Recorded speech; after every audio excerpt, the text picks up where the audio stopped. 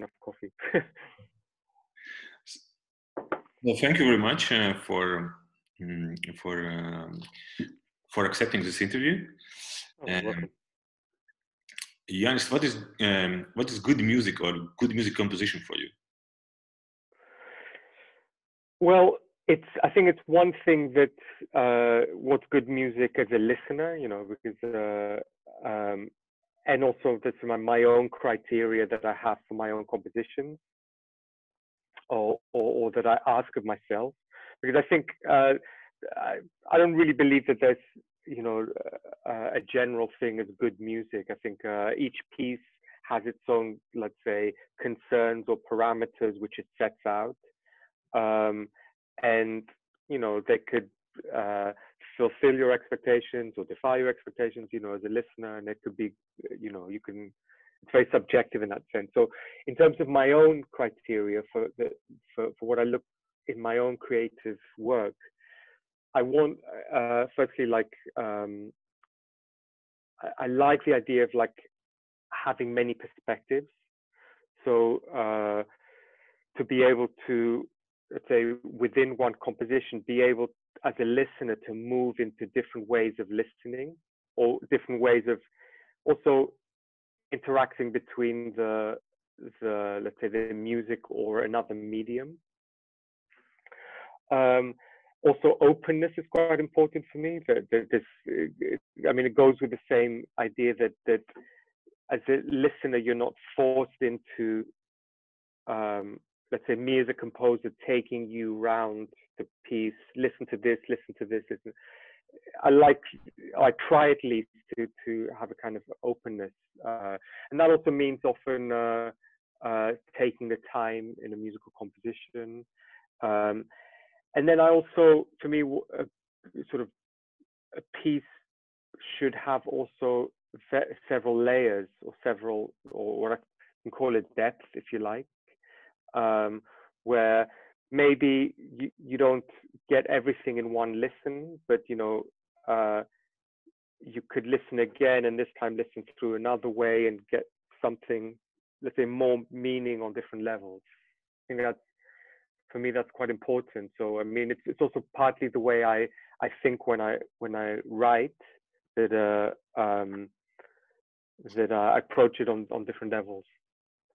Can you just give an example on these levels? Yeah. For instance, a piece might have a kind of clear conceptual level, and that concept is worked out throughout the piece in different ways. But then on another level, there might be a level where there's a kind of strong sonic, environment, or something where, let's say, different musical material appears. So, and they all reflect on each other. They all sort of correspond to each other. But at the same time, I can listen once and get totally drawn into just the sound, or then I sort of, I'm drawn to the sound, and then it makes me reflect, and so you're constantly going back and forward between different, let's call them, ontologies of a composition. So it's sound, right? So yeah.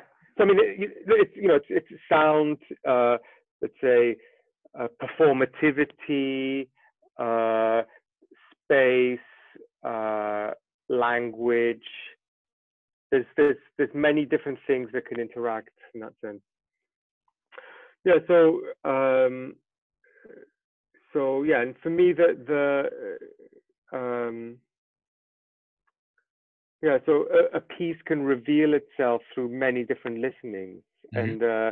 And as a composer, when we say a good piece of music, it's a question of getting that balance on these different levels. So so the piece is kind of draws you in firstly, yes. And then you want to listen to it, and you want to listen to it more and more. But and it could be very simple sometimes, and then sometimes it can be very complex. But the complexity, hopefully there's a sort of key into that complexity that sort of it draws you in, and you can want to be there to discover it. So yeah, I mean, I do like the idea of writing pieces for more than just one listen. Also, Got it. It's one more like listener, right? So it's like ideas that there's different listeners, so that the piece should serve for different kinds, right? Yeah. No, I meant that also. Yeah, different types of listening, but I also meant that you can listen to it, 10, 20 times, and it doesn't come to you just in one go. Oh, that's the piece. So yeah. So that you can that's discover a piece by listening one more time, right? So let's say there is a first impression, and then there is deeper where you can. Yeah, exactly. Yeah. And what is your composing? Sorry? What is your way of composing? How you start and?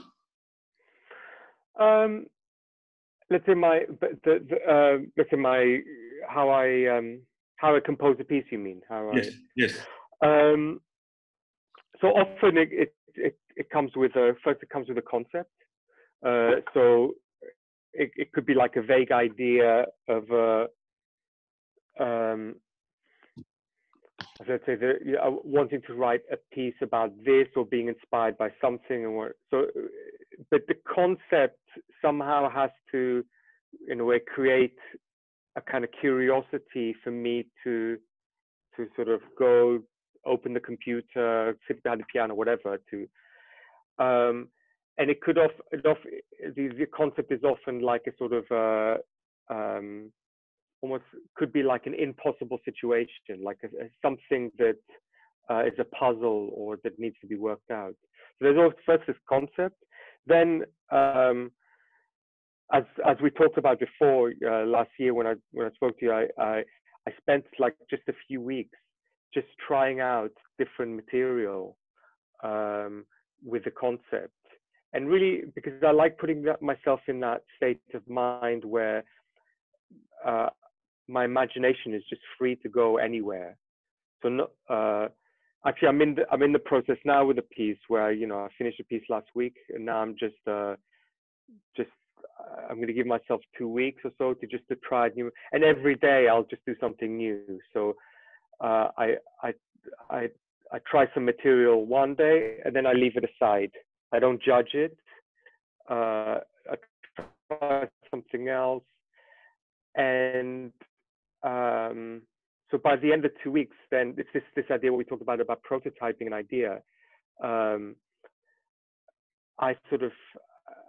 I might have a strong intuition about, yes, this is the way to go. Like what if in doing an idea I get a really strong gut feeling that this is the direction of the piece, and the reason why I do that is partly because as I said, it sort of frees the imagination a bit.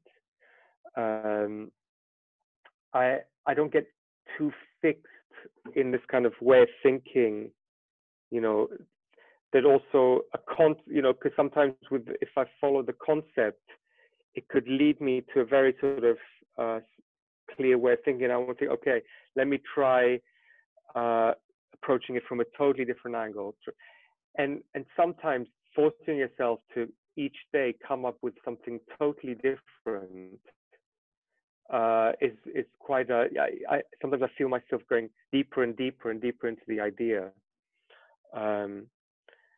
And yeah, so there's this process which I really enjoy this part of the process, but it's also infuriating in the sense that it's I can get so obsessed by the idea. I think this is the process composition where my family hate me because I get so deep into trying to figure an idea out, or the idea possesses me so much that anyway, the next phase is more just simply the phase, right? As I understand, right? Sorry. The first phase is concept phase, then it's experimentation with several types, and then the best one, let's say, best one survives next stage. Yes. Okay. Yeah, and then the next stage is I try and imagine the whole piece, like think of the structure, see how it, you know, how it can unfold in time, let's say. So that's again quite a sort of sketching out the idea in time, as it were, very roughly. So it could be like a harmonic structure, rhythmic structure, a dramatic structure, and I'm not so like fixed on it. I don't like you know, map out the bars of a composition. I just have, and then and that will also involve using the material, like the algorithm, because often I might work out an algorithm that I want to use, and seeing if that works in the structure. And then let's say the next phase, the third or fourth phase, is that really I start, let's say, putting the sort of notes or sounds in an order of some kind, and just composing it. And then finally, there's another phase where I go through all the details of the music, the articulation or the mixing or something like that. And then maybe the very final phase is just making the score, which is the really boring part. And by that stage, when I'm writing the score, I'm already thinking of the next piece anyway. So, I mean, it's good to try and keep some kind of creativity on each of the phases, because otherwise it would get too boring. But each phase requires a different sort of creativity, I think. Got it. I mean, and of course, it's not always like that, you know, like it's not like I have a really fixed way of doing things, but often it tends to go in that kind of way. Yeah. And what's your musical idea or your musical signature? I mean, I would say, you know, I have been sort of concerned with the idea of music and language for quite a long time. I mean, and not so much. It's like music as a language is what I mean, and what is music communicating? So, in my work, I often have ideas of, like, firstly translation. So translation of could be a language, but it could be also patterns of the world into sound or into music, and also this idea of like questioning the sort of language of music. You know, let's put something like that. I wouldn't say questioning music itself. Yes. But I like this kind of speculative approach, and often I try and, you know, have elements in a piece which brings up that question in some way. Yes. So the listener, and this is what I mean by the conceptual aspect. So the listener might ask themselves, what am I listening to? You know, it's about where the focus is in the piece. What's the piece communicating to me? How it's communicating? All those kind of things I find interesting. Yes. And you could say signature is also the fact that I often use different medias in my pieces. But they could vary from like live electronics to video, of course, and other technologies. So you work in, let's say, more. You use, let's say, more like, let's say, multimedia music language, right? Yeah. Not only like traditional scores, not only traditional sounds, not only, let's say, extended techniques, but as well as expanded language, like videos, I know, dance. Yeah, exactly. Because I'm not. I mean, I actually, you know, extended technique. I'm not that interested in extended techniques of instruments so much, to be honest. Just because I use a lot of other media. I use a lot of electronics and use a lot of processed sounds. So often, it could be, I like using just putting the media next to each other and trying to create this kind of perspectives within the composition. And for me, like, it's this idea of what is music extending beyond just sound. Yes. So it's all idea is right. So one part of your signature is just, let's say, rediscovering or reinventing what music language is, right?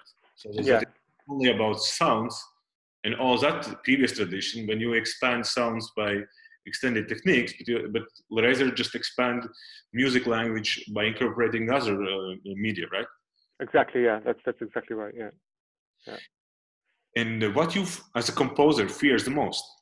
What is Yes, that was a difficult thing. I mean, I guess like a lot of artists, you have a lot. You tend to have a lot of fears, but I mean,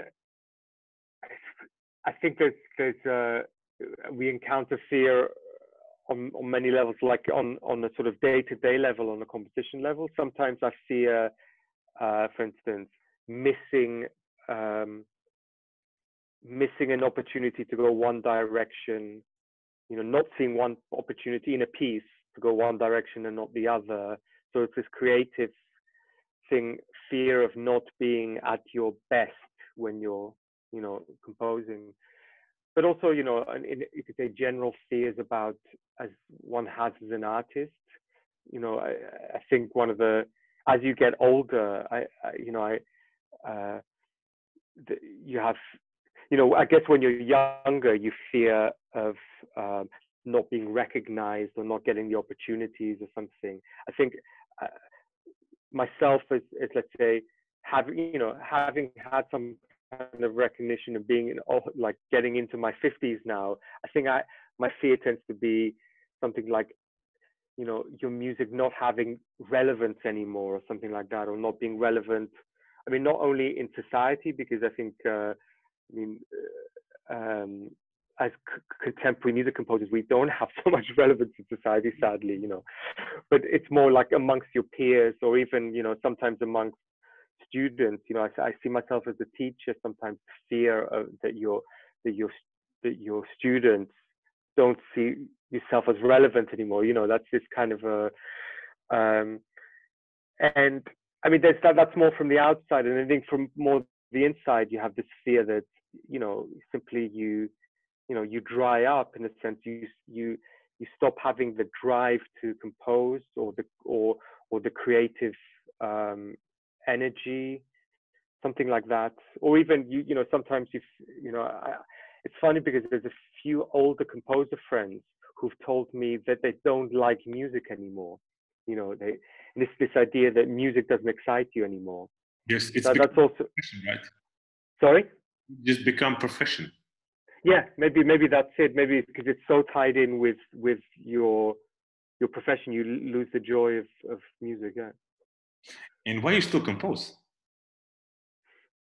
Why do I still compose? I think I mean, it's the only thing I could do.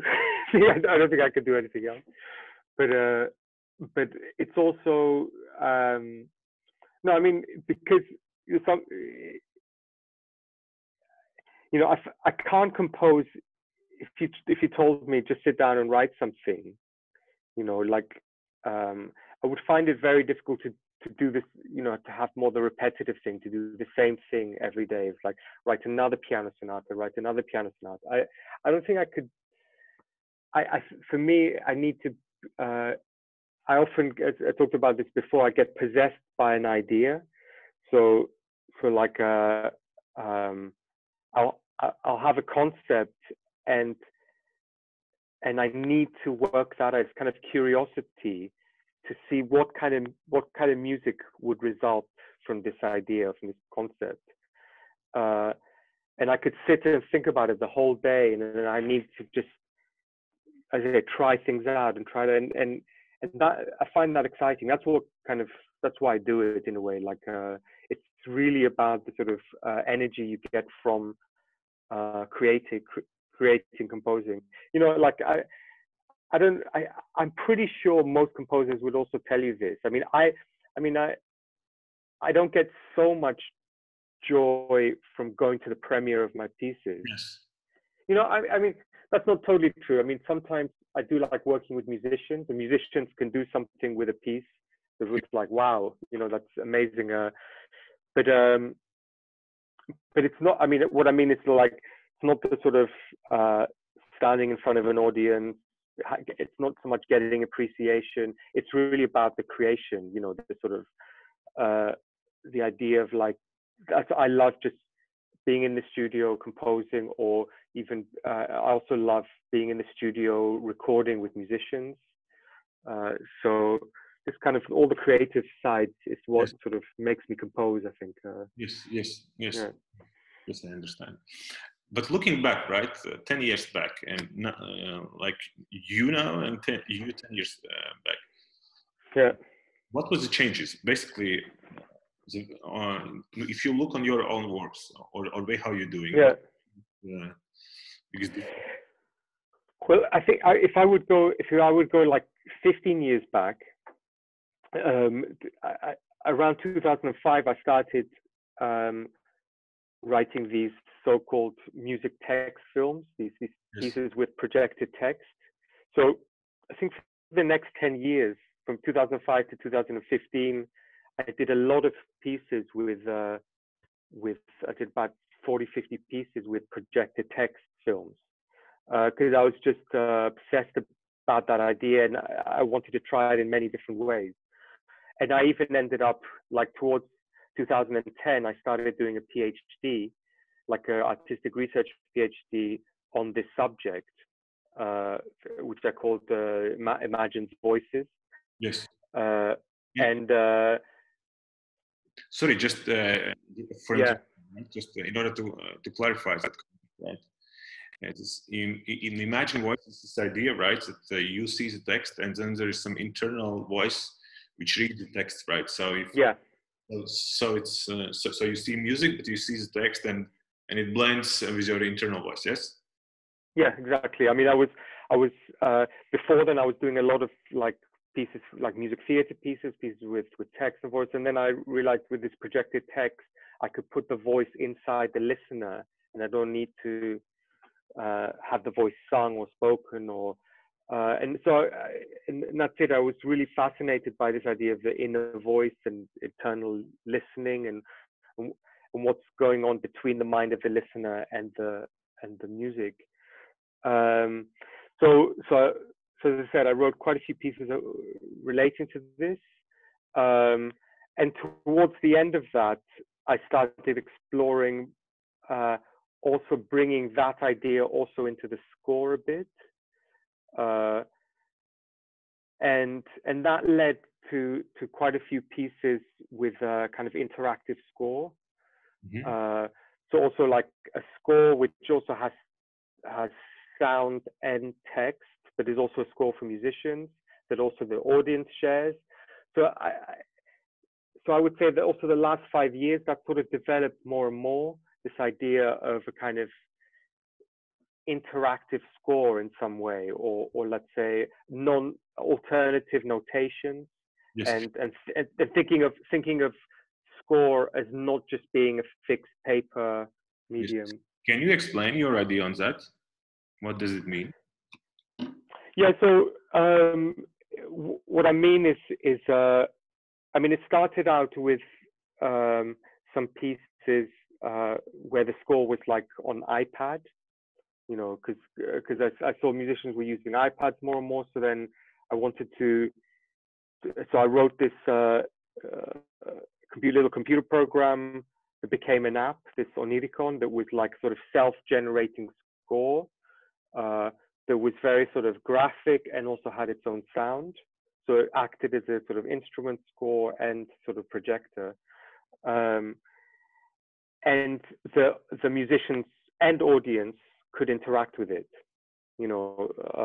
So that was one idea. But then I started also thinking of a score also in terms of a kind of software interface between, let's say, more improvising musicians and an audience. And so you know, and then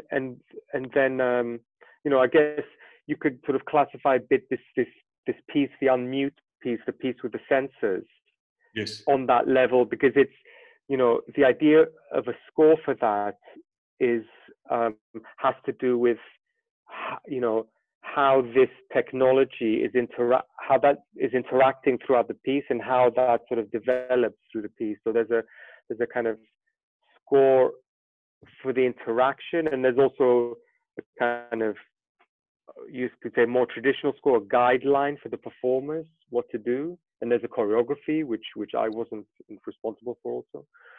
But it's the idea that, you know, the musicians and dancers, you know, have to find their own response to the score in some way. Yes. And the score is also gives them feedback on how they respond. So that, I found that an interesting way of working, an interesting way of thinking about score, which I hadn't done before. You know, that it you know, going really beyond the kind of traditional fixed medium, let's say. Yes, but how, based on what you are saying, there's a lot of right technologies, and how particularly like technologies influence you, right? Your Yeah, I mean, technologies, I find, I mean, I find always my confrontation with a new technology quite exciting, because it sort of takes me into an area maybe that I've never been before, and sometimes I like the sort of I often think it enables us to really think with a totally different sort of slate, as it were. So yeah, I mean, I had that with it. I mean, I'm not like an amazing programmer. I mean, I can program a bit, but I'm not like a super great programmer. But that also means that I'm not specifically fixed in a particular way of working.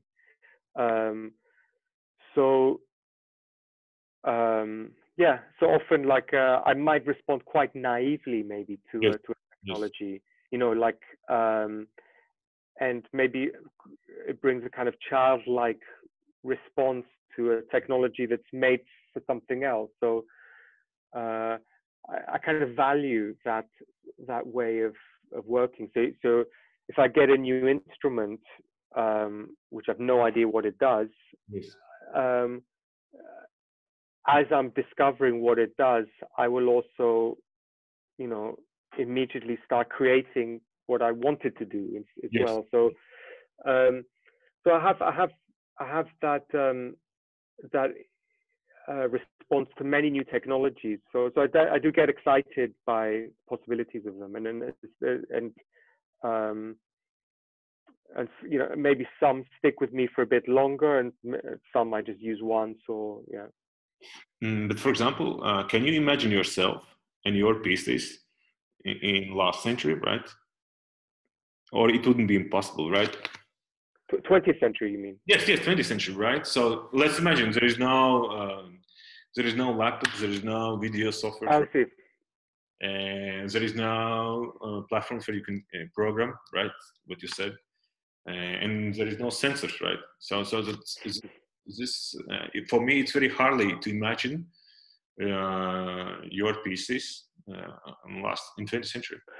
Well, I do write sort of acoustic pieces also, you know, in a traditional way. I mean, that's the funny thing, is that I don't see myself particularly as so out there. I'm quite traditional in that sense. I mean, I had a very traditional musical development, in the sense that, you know, I played violin, piano. I learned to write with pen and paper. Yes. So you know, part of me also has to really not fight with my old self, but I have to dare to go sometimes further than what I'm sort of programmed to do, you know.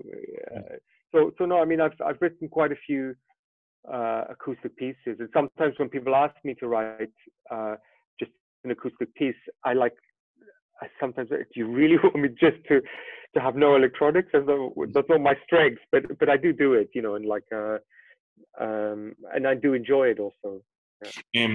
But for you personally, what is, like, I don't know, the most important technological artifact? I don't know, program, hardware, laptop, or which is the most important for your compositions or for your composing? That's a good question. I mean, the computer is such a sort of main part of my sort of creative work, and I go between more, let's say, like using a DAW, like using like just like Logic, something like Logic, where I can quickly throw sounds together, or put, you know, to, let's say, using more sound synthesis programs, or using more like programming languages like processing or super collider, and, you know, I guess, you know, I guess for me it's and also the piano, of course, that's an important technology, you know, you know, I have, you know, next to my work I do have my keyboard. so in a sense, my hands go to the keyboard as I think, also partly. So that sense, I have that kind of traditional thing. So yeah, I mean, and also you could see a technology is the sort of way of notating music on a stave. So I think I still use those kind of old techniques to sort of think, and I sort of bring in the ideas into that domain from other fields. Yeah, I would say, in a way that in terms of the softwares that I use the most, it tends to be Logic, processing, and Kima. Also, Kima is this other software that I use also in Unmute, Yes. and that's kind of a sort of Max-based sort of language. Yes. Yeah. And looking not in your works, but in general, let's say, on new music community and on 21st century musical compositions, what are the biggest changes to your mind? What you can observe? Well, I think in terms of the sort of social aspect of music, Both, right? Social aspect, one thing, and then it's a way of, I don't know, changes musical language as well, right?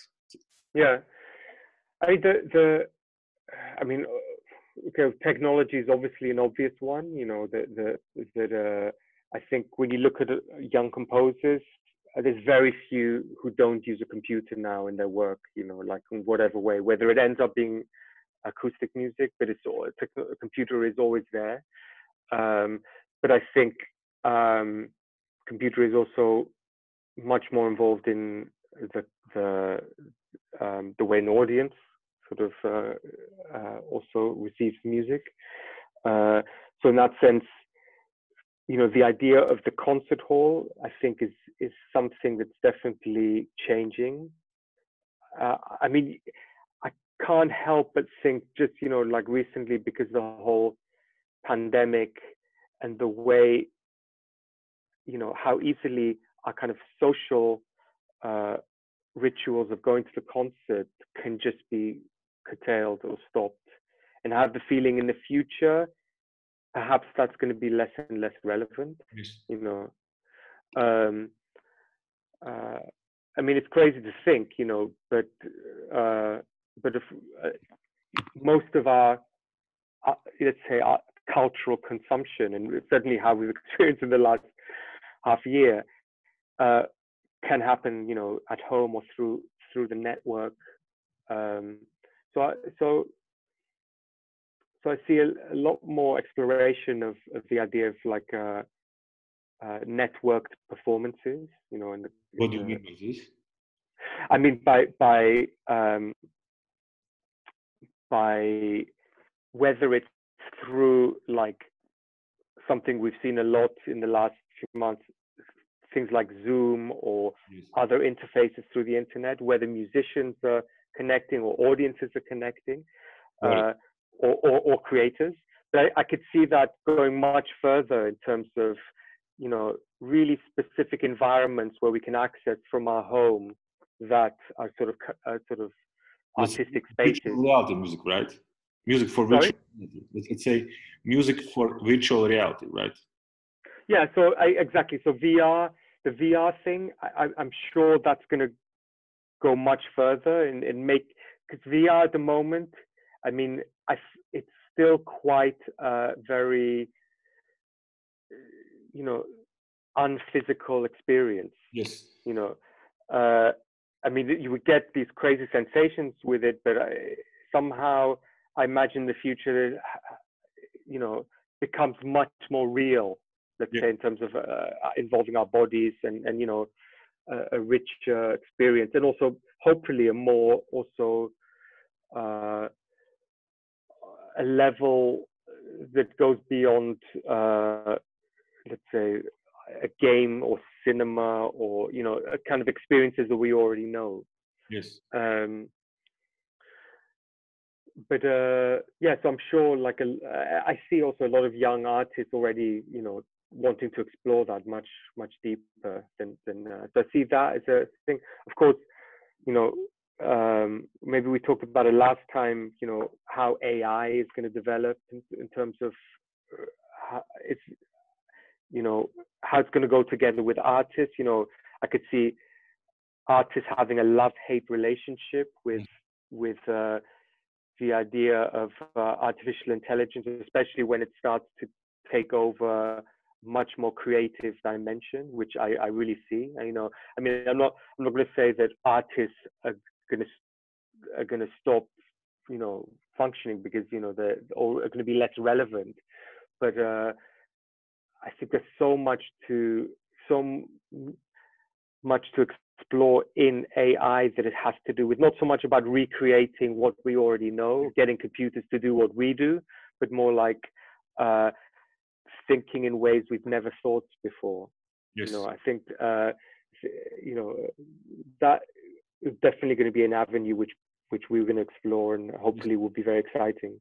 Yes. So as I understand, let's from your what you are saying, that the biggest one of the biggest trends which shapes musical future, right? The way how let's say new music compositions is created or and consumed or listened is technology, right? The technology becomes one of the biggest factor, right? Yeah, I guess, yeah. I mean, and I think also because technology also affects how we consume and create work. Definitely, you know, the technology is affecting our social order, and that social order also affects, you know, what we want from music. I think. I mean, I don't see, you know, people who write, you know, string quartets are gonna. There's still gonna be string quartets. There's people are still gonna.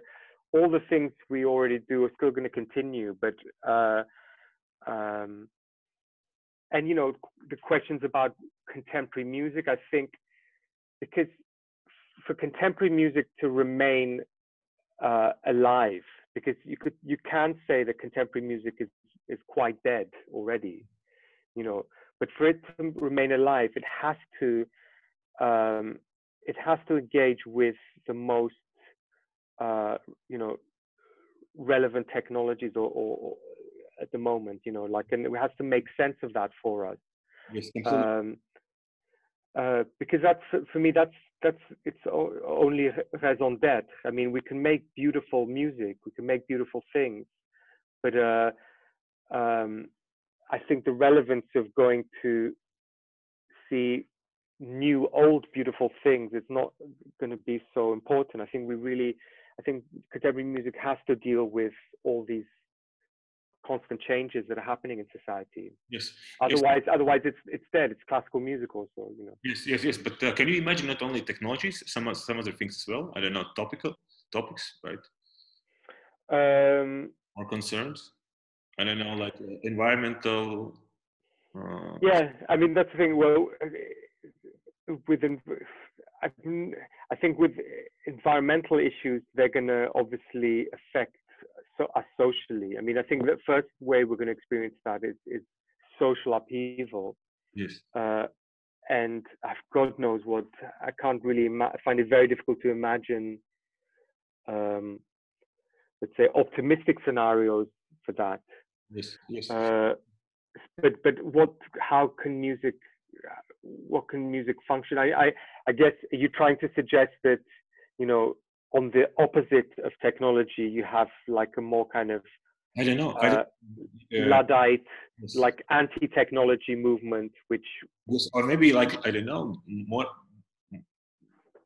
Let's say what Stefan told me is that he projects or he has the feelings that there will be more and more pieces devoted to sustainability issues. Let's say, right? So, yeah, I mean, it's like, in what does he imagine with that? We didn't talk too much on that, but he has the idea that there will be more and more, let's say, that there will be more and more demand for composers to more focus, not as well as like, let's say, making pieces on climate changes, right? On maybe depletion of natural resources or overconsumption, right? Yeah. Oh, that's an interesting. I mean, like, I mean, I think it's very difficult to let's say separate our concerns as humans, you know, from what we do as artists, because I think that you know, as artists we reflect that, and I can see in his point like an interesting ideas that in, you know, as artists, or let's say as musicians, as we try to sort of give a kind of present an ideal of what the society can be in our pieces in some way. You know, I think I mean, looking at it optimistically, you could say composition not only mirrors our society, but offers some kind of possibility, another way of organizing, and so I think he's absolutely right. There will be that is going to be an issue that's very relevant, just as all these political concerns about diversity, for instance, or about, you know, like you know, dealing with sort of colonialism, you know, as also we've seen also in the last half year that's come up to the fore, and that is definitely culture has something to say about it, because as artists we create the culture, so we move the culture. That's, I think, but yeah, I think there's this, I'm not going to say that sometimes I feel as though those kind of things can be as a sort of reaction to you know, the situation. That's our reaction as human beings to the situation. I feel as though when we think about the future, you know, when we think about, you know, you could say social equality or in the environment, all these ethical issues that come with technology, like you know, how to deal with AI, how to deal with all the ethical issues concerning with that. I think on a philosophical level, yeah, for sure, as artists, we have to engage with that. I think that's absolutely right. Yeah. Yes. Let's say regarding more musical language, technology will shape, right? More. To understand your point. Yeah, because music has always been defined by technologies, whether you know, whether it's well-tempered system coming with the keyboard, or with, you know, with electronics, with new technologies always affect art. Yeah, And and gives us the opportunity to have. how musical audience changed? So is it during the last 25 years?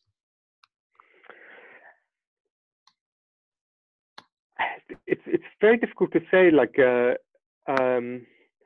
what you have seen definitely change in the last 10, 20 years is all the big institutions that we've taken as a given. You know, let's say publishers, the radio, big festivals, concerts, everything in the let's say from in the sort of where new music, let's call it new music, classical music, and has financed itself. All those structures have collapsed, or not all many have collapsed, and you know,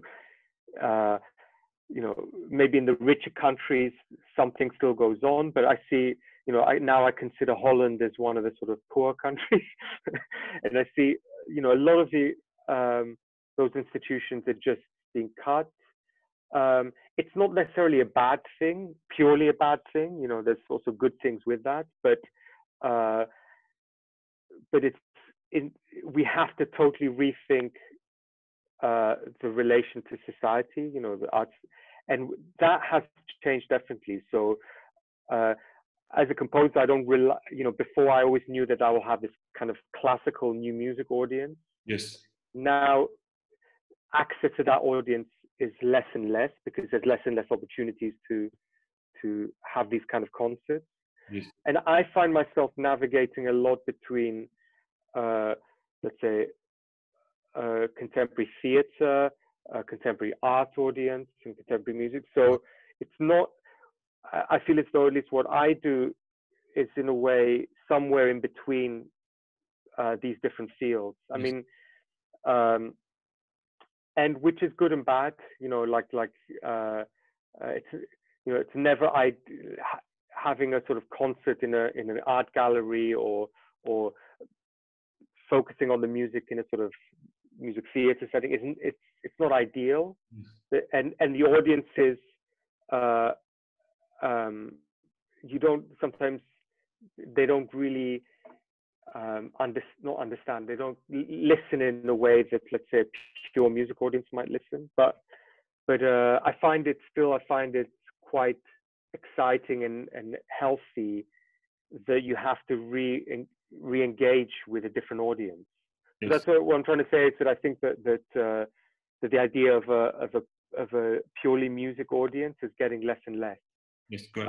And as a composer, you have to engage with a sort of a non, let's say, specialized audience, and I think that's good on some levels. The idea of, as well, coming back to at the beginning of the interview when you talked about different types of listeners, there is no maybe listener who is only on just sounds. There is a listener who is more, let's say, knows language, visual language, or performance language. So you need to themselves, right? Yeah, exactly. Yeah, I mean, and that has to do. I think that has to do as a composer. That has to do with it could be on a very surface level about the sounds you use. Yes. You know, a lot of people, sounds can be a real trigger. You know, I don't relate to the sound. I relate to this sound. You know, so but it also has to do with how we listen. You know, what levels we listen. So. I think it's it's interesting. I mean, I'm not saying you have to. We as composers, we have to try and appease all audiences. Yes. You know, I think it's very difficult to think like that, but it's quite liberating to be sometimes outside of a music audiences. Classical music audience can be quite stifling, and you know, I see also from my students, from young composers when they. Every single one of them, when they first come to study, they always say, "I want to get out of it. I want to get away from the concert hall," because for young people, the concert hall is not it's not a nice place to be. Good. It's a very stressful place to experience music, and it's something maybe we sort of get adapted to.